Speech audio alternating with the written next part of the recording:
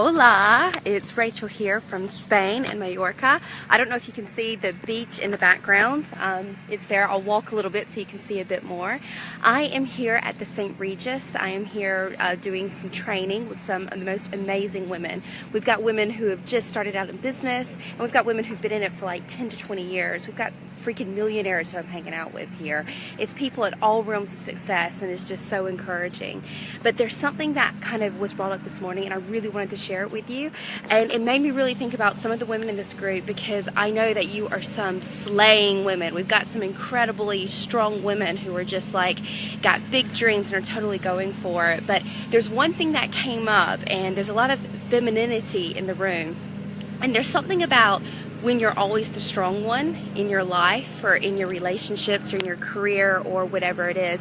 And I want to speak to you right now, because what I want to say is this: if you always feel like you're the strong one, or you always have to be, the question that I have for you that you've got to ask yourself, and I'm only saying this because I'm asking myself as well, is where are you self-abandoning?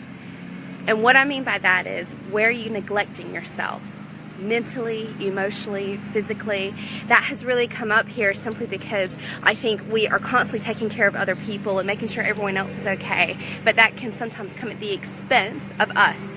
And you may not feel that, or you may think, well, this is just what you do. I'm a mom, or I'm a wife, or I've got this really big business and I'm doing this. But let me tell you something. If you are not full, you cannot give to other people.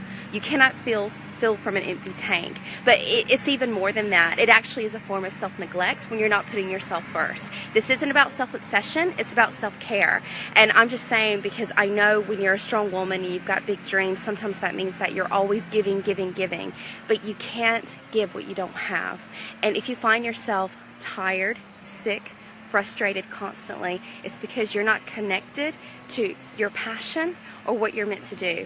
It doesn't mean you have to go traveling for 12 months. It doesn't mean you have to give up everything. What it means is taking 20 minutes a day, or what it means is stepping up and declaring a boundary. If you don't want to do something, if there is, a holiday or something that everyone's really keen to go to, but you're not feeling it, say no. If you're literally going, well, everyone else wants to, so I guess I'll just say yes to that dinner, say no. Declare your boundaries. I think one of the biggest things is kind of always being on and always being available. And I know it's ironic that I'm doing this via technology, but some of the best things you can do is not be available. And I'm saying this because actually one of the things obviously I'm in Spain and it's amazing. You may be thinking, oh, Rachel, it's so easy for you, you're in Spain. This is a conference. Like, I'm not just hanging out at the beach every day. It's just a really beautiful view. Anyway, but all I'm saying is that you got to be there for you. And just a reminder to the woman who is always the strong one, it is not your job to be. Your job is to tune in with what God wants you to do and to be there for you. Everything else is not your responsibility. Everyone else is not your responsibility. So I hope that speaks to you a little bit, because it's something I'm still processing, and I'm literally sharing with you things that I'm learning along the way, or having to remind myself of, because it's a trap I easily fall into, because it is easier almost to take care of other people than it is to take care of myself. But that is not the way it's meant to be, and the frustration, the sickness, the tiredness comes from when we're not connected to who we're actually meant to be. And there's one quick exercise I just want to show you and ask you to do right now if you're watching. Obviously, if you're watching the replay, that's totally cool. And I would love to hear any comments that you have. But of course, if you're feeling a bit of a slump right now, if you're like, oh, Rachel, you're just like in Spain, shut up. I get it. But by the way, it wasn't easy for me to get here, but I made a decision to be available to come. I made a decision to be unavailable not to come, okay? So maybe that's training for another day. But what I want to say right now is, if you're feeling your energy, you can change up your energy right now. And let me tell you how. I want you to think about if someone knocked on your door right now and handed you an envelope, and inside it said, here is $100,000 just for you. No strings attached. It's yours. I want you to stand up. I want you to take that envelope. I want you to look at that number, and I want you to think what that could mean for you. I want you to feel that in your body. Feel it right now. Feel that energy. And if it's not $100,000, $1 million, $2 million, whatever number is going to make you jump up and go, I am free.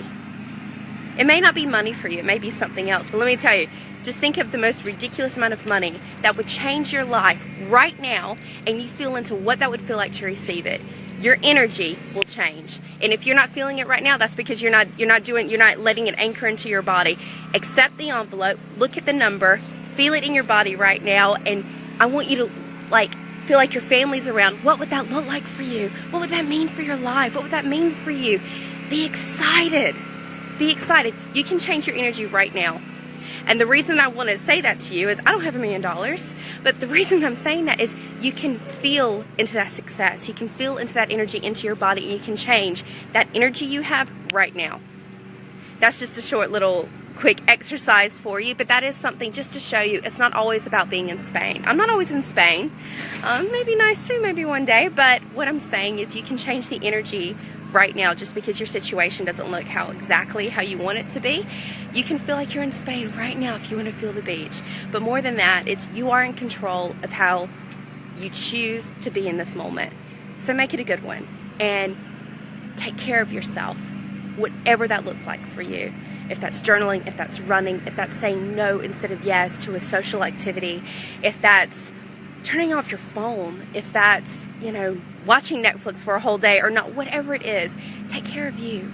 Stop putting yourself on the back burner and stop saying yes to everybody else, because you are not being the best version of you when you do. So that's it for me. That's just a quick takeaway I had, and I hope you're having a great week. And I hope to post more, but you know what? I'm just going to take care of me, and I'm just going to show up when I can. So much love. Bye.